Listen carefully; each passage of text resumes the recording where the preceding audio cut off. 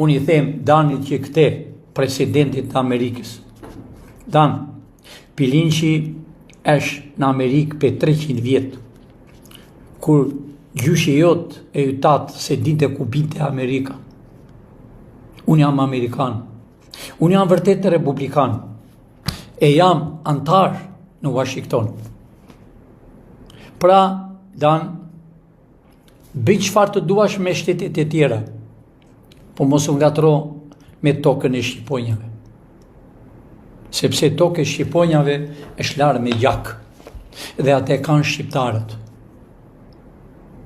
E kanë shqiptarët. Sepse shqiptarët të dite kanë marrëvesh se ti ke thritur Edi Ramën, që s'është e vërtet, ti e di. Ti ka rasin nuk e di mirë ku bie Shqipëria. Pra, vërtet e ke dhëndër, i ke fëmijë, por me tokën e shqiptarëve mos u ngatërro.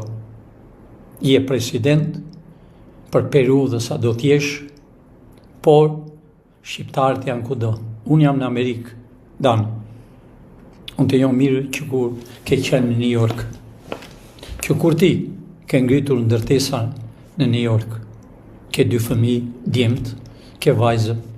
Pra, Dan, ato para që mendonje që te vesh në Zvicër, te i bje shqiptarve.